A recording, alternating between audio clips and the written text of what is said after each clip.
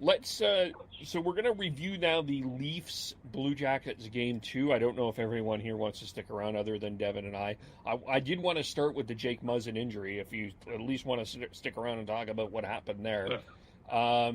that to me, like with the empty fans and as much of the jokes and all of that, that was about as eerie of a that was the most eerie of moments that I have ever seen in a hockey game. It's definitely, as I'm going through my head of watching hockey, definitely in a top 5. It just was so awkward to watch because it didn't look bad at first, and then it just, the longer it went, it just felt worse. Maybe we'll start Yeah, with Devin on that. it it was very unfortunate that Muslin got injured. It didn't seem it seemed pretty innocent, and at the beginning, but when you realize what happened, that he tripped against the boards, fell down awkwardly on a Columbus Blue Jackets leg with his neck kinked. It's a scary moment. I was there once when I was playing. I had very obviously I don't know what's happening with Muzzin, but I had neck pain and back pain, and they brought out a stretcher for me, and it turned out that everything was fine on my part, thank God, and it was precautionary that I went to the hospital and ambulance. But hopefully it's very similar to him. But it sounds like that he did have a history with back issues when he was a teenager, and so that is very scary. And if he doesn't come back to the Leafs lineup, that's a massive loss for the Leafs. And going forward, you really just hope, first of all, outside of hockey, the best for Jake Muzzin. But yeah, it was a scary moment, and definitely, top 3 moments for me watching hockey live, where it was very scary and very eerie. Yeah, it reminded me a lot of when Jay Bomeister or Yuri Fisher or Rich Peverley had heart attacks on the bench, and like everybody's just like, well, what's going on? What's happening? And everybody's kind of like panicking a bit, and like it was just like everybody's just kind of like, well, like what even happened? Like if you look at the players, like they're all kind of just like it wasn't anything overt where like, oh, the guy just got smashed into the boards and now he's crumpled in a heap. It just looked like any normal-ish play, and it's like, okay, what's going on? And yeah, just very scary, and I hope that he's okay, because like it was such a weird, like it didn't even look to be anything. Like as I saw the replay of it, it's like, okay, that's not that bad, and yet, it was, and it's just very disconcerting. And I hope that it's just precautionary more than anything. Normally, you would have some sort of background noise of the crowd murmuring and basically having this kind of conversation, or like, what happened? And you have all that sort of background white noise, but not all you heard was silence, and that just ratcheted up about a lot on the weird eeriness factor. Yeah, I remember I called a game this year for the Greater Vancouver Canadians, and someone was down for a while. I can't remember if there was a stretcher player or not, but it sort of reminded me of that because it was an empty building. There wasn't a lot of people in the crowd.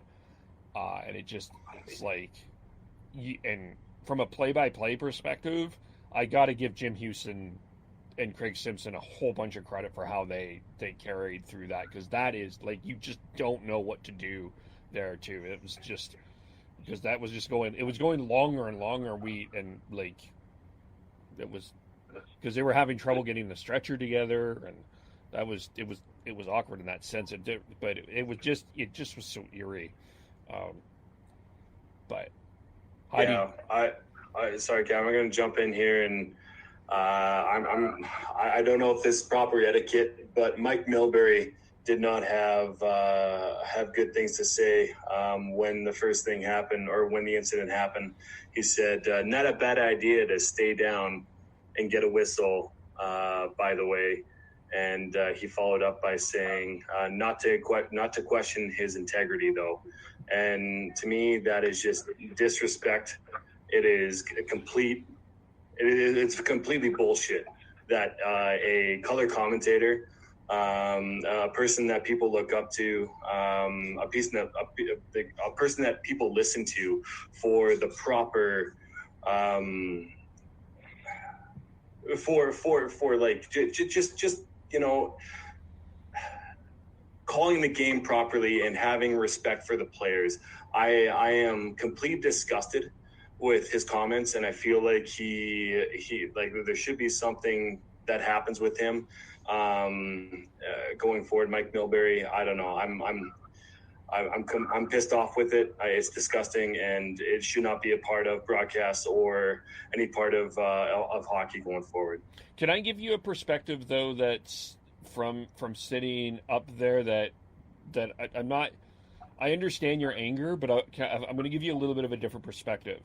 Because what if you look at the video, Muzzin's head was up when he said it. It looked like the train. He was like, for those that are not watching, I'm literally trying to sit like Jake Muzzin was. He was sitting up, and it looked like it didn't, at that time when he said it, it didn't look like there was going to be a need for a stretcher. And I don't think he's at the rink. I think he's in the studio.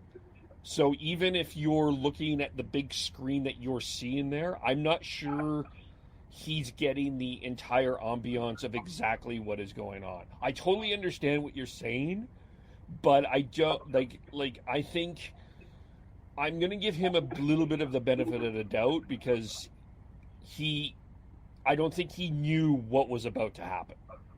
And it's so tough when you're up there, when you're trying to kind of figure out what is going on. I think from his eyes, it didn't look like there was going to be a need for a stretcher. That's what I saw. Maybe someone saw it differently, but yeah, like when I saw the play happen, as that was going through the replay, like it looked like a nothing play. Like the guy fell down, big deal. Like it.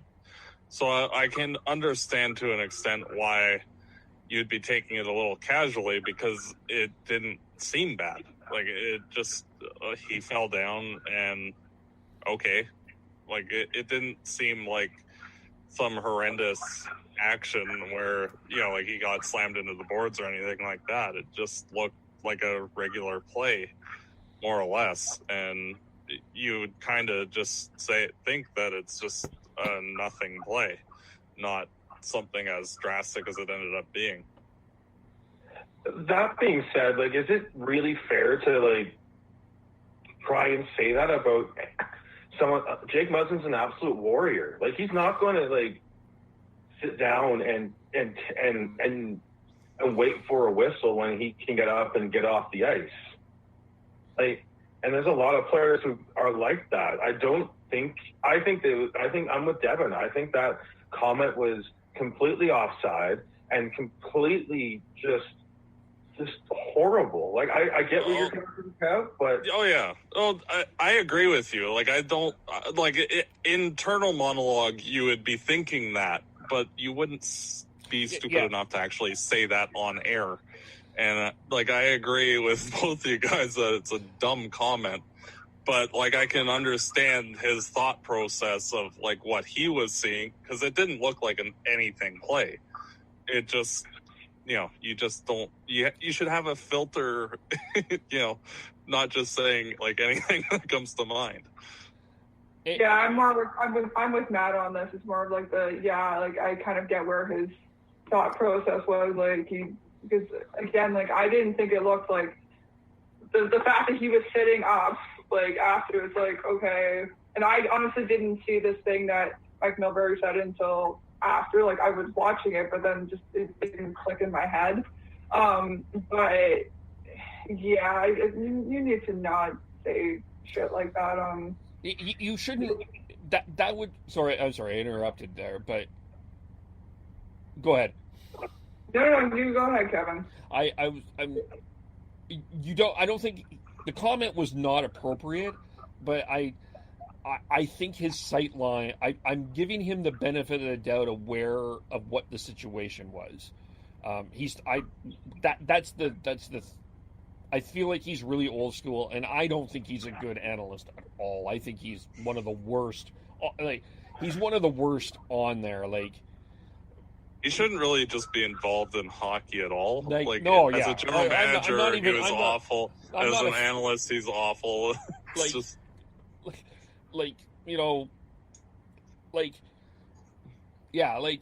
I'm more willing to that's my explanation for it, but I'm like, I like Mike Milbury? Do I think do I want him in the game? No. I'd be more willing to defend a guy like Brian Burke who he said he says sometimes off the cuff things. I just don't see where Mike Milbury has truly contributed to the game. So from that part, yes. And I do see the point too about saying that about a guy like Jake Muzzin. The comment in general was stupid either way, and that shouldn't have come out of his brain. But you know what? I understand if Jake Muzzin gets up and is case to the bench, and it's like, okay, yeah, as an analyst, you shouldn't say it at all. But I can understand the thought process of saying it once he's up and skating again. But Matt said it best. He's like, well, it's stupid, but it's Mike Milbury. I don't know. Stupid. He's the guy who threw a shoe at someone. He's a guy that gave Rick DiPietro a 30-year contract. The New York Islanders are still paying Rick DiPietro. He's the guy who traded Luongo and Jokinen for Parrish and Kavasha, and then traded Spezza and Chara for Yashin. So, yeah, the Islanders could have been an amazing team and probably would have won a couple of cups in the early 2000s had Mike Milbury just not done a damn thing. Yeah, pretty much. Okay, we're going to now get into the review of the Leafs game. Other than Devin, are you guys going to stick around for this? I'm imagining Sean is ready to go watch a hockey game that starts in 14 minutes. That's probably closer to 9 o'clock now. What's that? I unfortunately have to run. Okay. All right. So, all right, Matt. Yeah. Okay, so how do we follow everyone that is leaving? At Matt Dubourg on Twitter and Fireside Podcast. We're going to be doing our Jet Series recap once the Flames and Jets are done. And then hopefully there's some more to cover and not, let's go Lafreniere. Oh, yeah. That's true. Yeah. Sean and I will be on. Oh, go ahead, Sean. I am Beardy Connect 03 on Twitter. And I'm at Heidi Maysballs on Twitter. All right. For those watching the Canucks game, Sean and I and Isha Jaromi will be recapping the Canucks game tomorrow morning for Canucks breakfast. So keep an eye out for that at 10 o'clock Calgary time, 9 o'clock Pacific time. All right. All right. Thanks all. Just leave it, Devin and I. There we are. Okay. I got to apologize for bringing that up, but I just have a passion for making sure that the correct thing is said, and just the fact that he said that really pissed me off. So I thought I'd bring it up, and it turned into a 10-minute conversation. So it's fine. I'm glad you did, because I totally understand where you're coming from on that, but I looked at it also from, if I was being in a play-by-play booth, it's so tough to figure out what that moment is. And if he's not in, I was trying to go through his thought process, but that doesn't mean that what he said was right. No, and don't get me wrong. I completely understand. Whenever I critically think about something, I try to think about both sides and come to a conclusion in the middle. And to me, what he said was wrong. But I do understand kind of the homerism of it all. And that's it's not even homerism. It's humanity, though, right? Like, you don't like to hear that about a guy that's going down. Like, it is a stupid comment. Yeah. Anyways, let's move on. All right. So this was interesting in the sense that the Toronto Maple Leafs probably got some feedback on the reviews of having one of the most boring games in the first game of the series. And they got off to a great start, but Korpisalo was standing on his head, and then Austin Matthews scored late in the second period. This was certainly the best game of the two for the Leafs in this series, and probably one of the better playoff games that they played in a while. Yeah, they definitely came to play even throughout the first. They played very, very well. Came out with speed, tenacity. The shots on goal after the first were 15-6 for the Maple Leafs. After the second, it was 28-12, and even just saying that, they only had Columbus only had 2 shots halfway through the second period, which would have made it 8 shots altogether within the period. So, the Leafs took it to them, and they finally, by the end of the second, they were able to get a past Korpisalo and break that goose egg that he's had for the first game and a half, or game plus and a half. And it was relieving to see that the Maple Leafs efforts were rewarded. And one guy that I thought was really strong that was not strong in game one was John Tavares. All over the ice, had a lot of chances. I thought the forward speed for the Leafs on the almost said the Jets. The Blue Jackets defense was a huge factor today.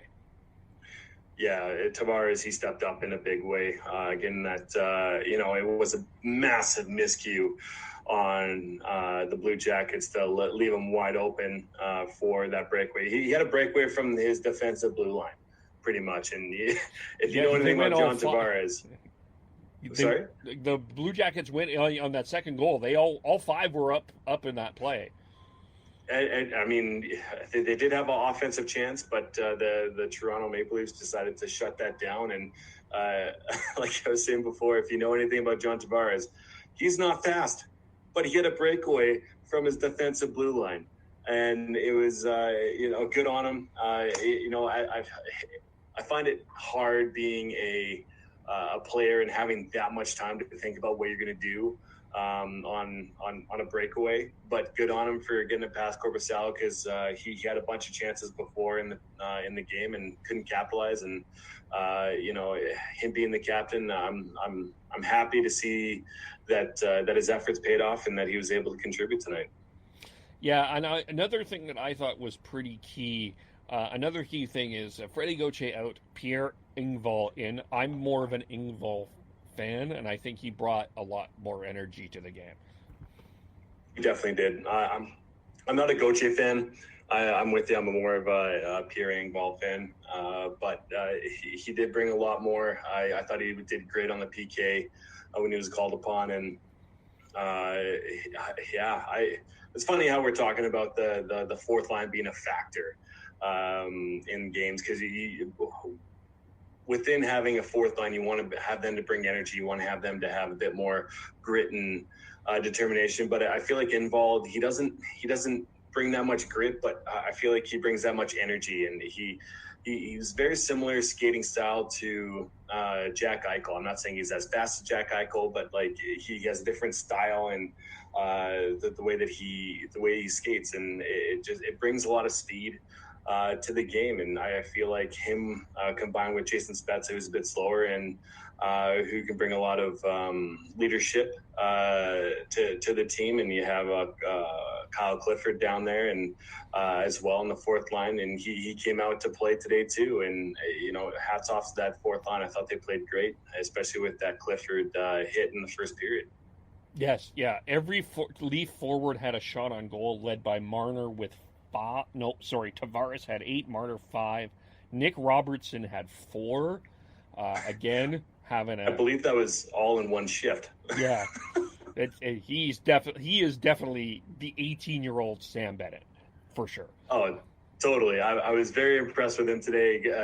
He had the balls to shoot from wherever, and I feel like three or even all four of his shots were from the far hash marks on the other side of the against the boards. Not great quality shots, but good on him for shooting. And even though he had one of his shots, he had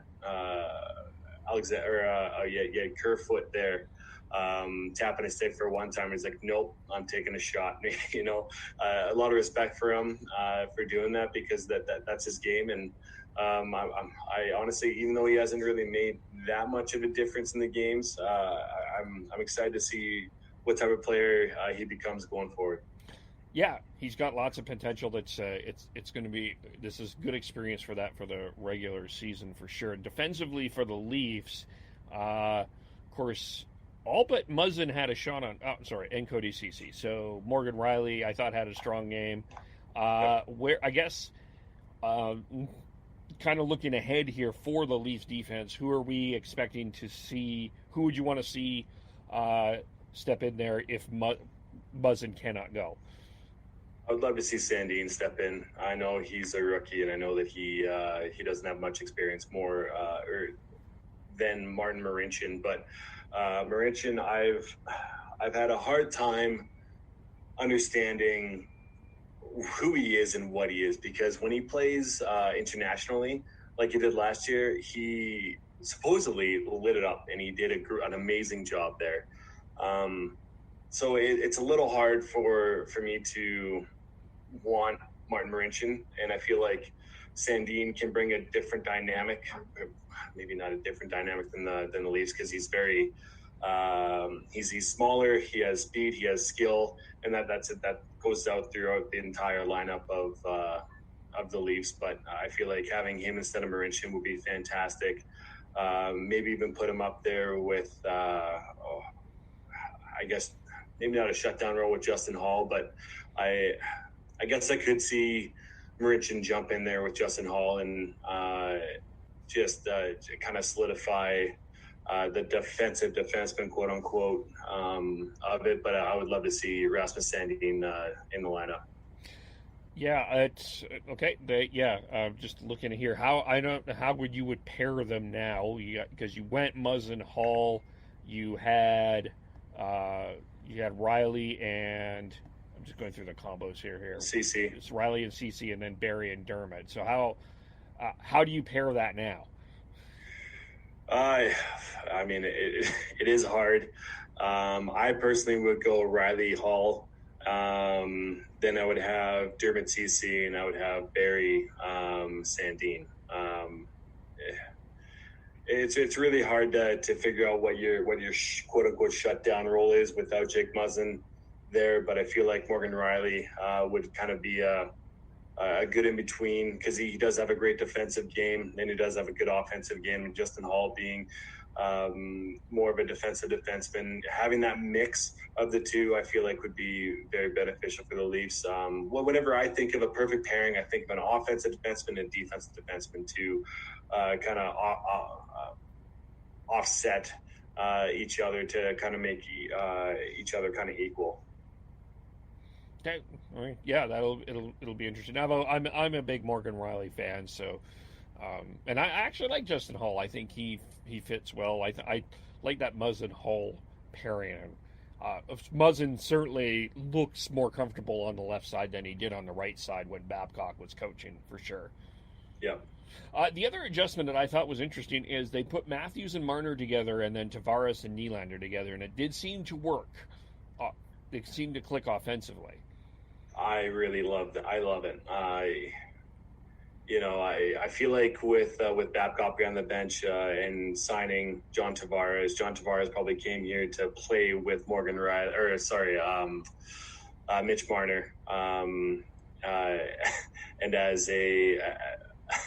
as one of the reporters said in their after the post-game press conference, they called him Mitch Marnie instead of Marner. Mitch Marnie. I forgot about that. Mitch Marnie. So hopefully that sticks. Yeah. But I love it. The fact, to me, whenever I played, I love playing with my friends. I love playing on the same line or defensive pairing with people that I jive with or a person that I jive with the best. And because you want to compete for that person and with that person together.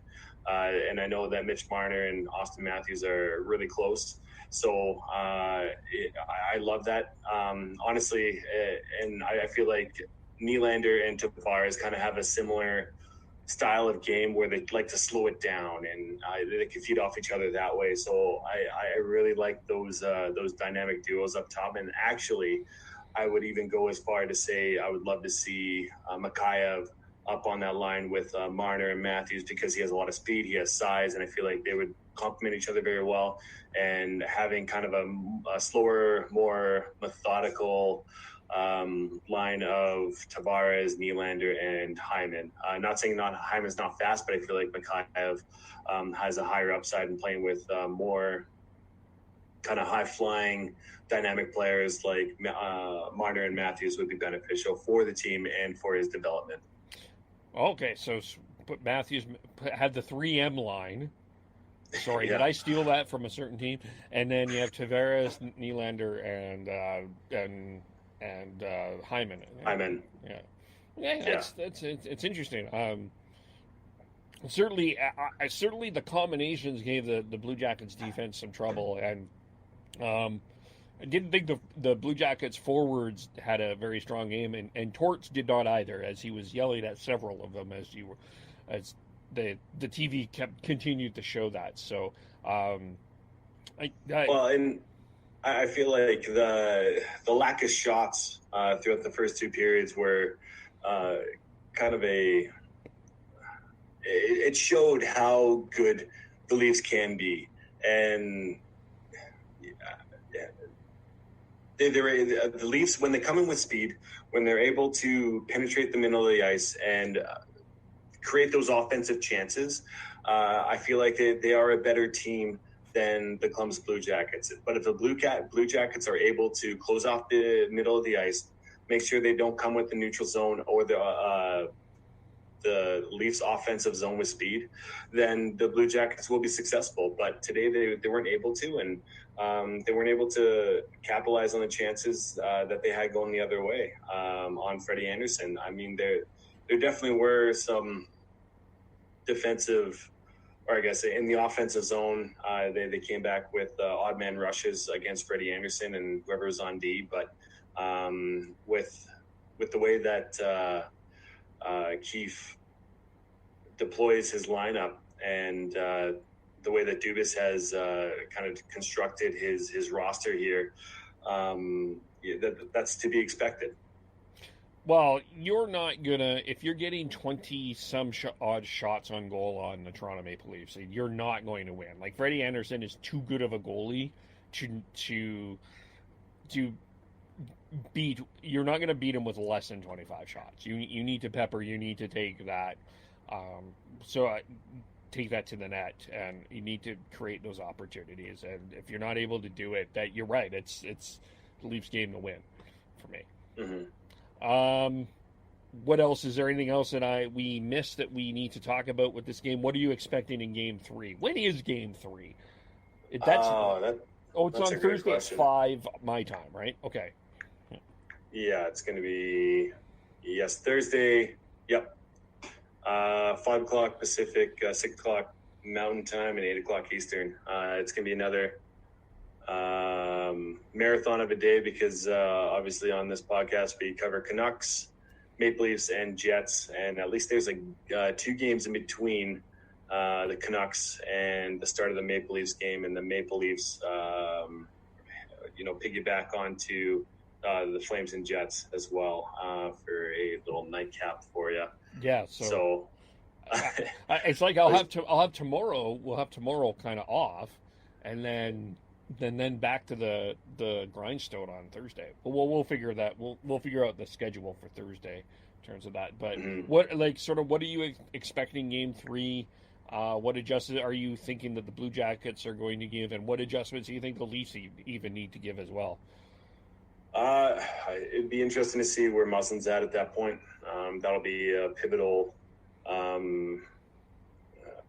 issue or a pivotal player to kind of watch and exactly see what is happening there going forward, because that defensive pairing, Hall and Muzzin, have been amazing for the Leafs. And even when Muzzin was out earlier this year, he was missed massively. So I think that's going to be a pivotal point. And once again, if the Columbus Blue Jackets decide to play defensively and are successful defensively, then it's anybody's game. But if they're peppering Korpisalo like they did today, then Korpisalo and the Columbus Blue Jackets, I feel like, don't have a chance.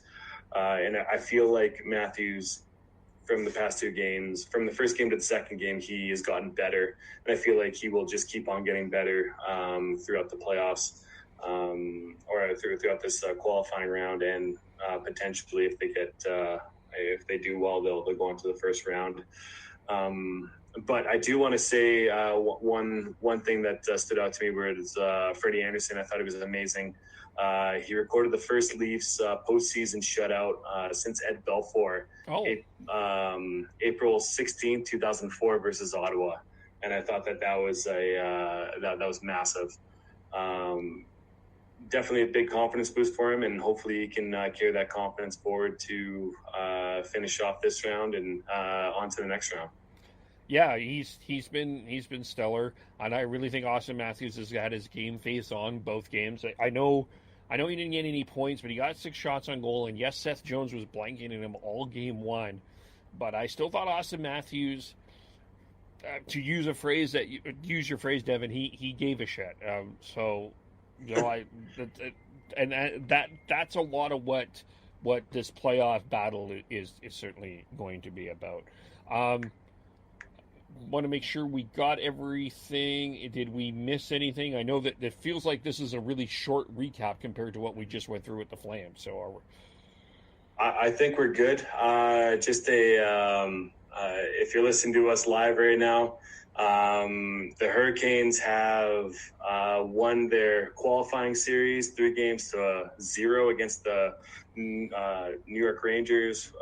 They won 4-1 today, and they're off to the first round of playoffs. And you know what? I'm not surprised with the coaching of Rob Brind'Amour. He's first class all the way, and his team comes to work, and especially when you have the work ethic of Rob Brind'Amour and the high-end skill of Tara Vinen and Sebastian Aho and the young talent of Svechnikov. It's gonna work out in your favor. So good on him. So the Carolina Hurricanes win the first playoff series in NHL history in August. Yes. That's the historical part. You know what the irony of it all is? That it's on the back of James Reimer. For us Leaf fans, we know what he's done for us in the past. So you know what, I love Reimer. I'm happy for him that he got the chance to play today over Mrazek, and good on him for getting the win. But it does sting a little bit. I want to bring up a controversial point, though, now that you bring this up, because to me, no, it's not about Reimer. It's with this round robin. I've been kind of fat. I don't think a lot of people have spent a lot of conversation talking about what this round robin actually means. I think, obviously, because all of the Canadian teams are in the qualifier, I think that's our focus is there. But the idea that you're reseeding the matchup, which I support, I think it makes it fascinating. But aren't there? If I'm a top 4 team, if there was a team I want to avoid, one may be Pittsburgh, the other one would be Carolina. Yes, you'd avoid both of those, like it's the plague, or like it's COVID, if you will. Yeah. Which means probably like winning that section. But like if you're because it's kind of interesting the way that this is working out, because there's only been the 4 round robin games. The round robins, everyone's played once right now, right? So you kind of can see who's winning which series or not if you're the round robin team. It's an interesting little scouting advantage. I don't think that this has been caught yet. No, and I feel like with the whole round robin, those are meaningful games to the players, but they aren't so meaningful to the viewers if you're not a fan of those teams, and you don't know who you're going to play. And so I feel like with it being 4.5 months off, you want those games that mean something at the forefront, and then you kind of see who filters in after that. So my question to you, Kev, is if you are the number 1 seed in the East or you're the number 1 seed in the West, would you like that team to pick the team that they would play? Yes. I actually think that would have been a much better way to do it. It would have been a draft. That was my idea. You draft them. Oh, that's right. Yes, it was. Oh, my God. It was my idea. You have the draft. You draft them. Yeah. Because... with COVID happening and this all being pretty much a gimmicky thing anyways, I might as well go balls to the wall with it and just fucking go for it. Yeah, but because it is an interesting advantage in terms of because they haven't played much, so they can kind of see where teams are at. Like Carolina's already played 3 games, and the round robin folks have played 1. And then when that series starts next week, that's kind of interesting who will have the advantage, because Carolina is going to be well rested and well rested, or the fact that they haven't played in a while and could be rusty. Yeah, they could be rusty, even though you're talking about basically a week away from the round 1 of the actual playoffs happening. So. Yeah, and Kev, are you going to watch the Canucks game from the beginning? Yes, I think did someone score? Yes, they did. Let's see. Okay, let me just look here. Don't tell me. I will look at scores. Based on the messages that we usually do in the chat, I'm going to assume it's Minnesota right off the top, and I'm wrong. Do you want me to tell you? It's Vancouver. Oh, good. So Vancouver got off to a great start with a 1-0 lead. So Vancouver is leading as we are recording 1-0. With Tanner Pearson sniping it top corner, it was a great shot. I have it on just behind my laptop, and I thought I'd ask before I kind of ruined it for you. I was a little nervous there, but okay, good. It's okay. All right, well, let's leave it there. We'll get to watching the Minnesota-Vancouver game. Reminder again, Sean, Isha from the Soda Pod, and I will be recapping the Canucks game tomorrow in the morning, and then we will figure out Thursday's schedule at some point tomorrow, as we have the Leafs, the Flames, and the Canucks in action. And Devin, how do we follow you? I'm Gordhouse09 on Twitter. All right, and I am, of course, KEVULE, podcast _hockey on Twitter. Like the Hockey Podcast, if you're listening on Spreaker, subscribe on iTunes, Google, iHeartRadio, and Spotify. Thanks for watching on Facebook Live. Thanks, everyone, for listening, and we will talk to you all soon. Bye for now.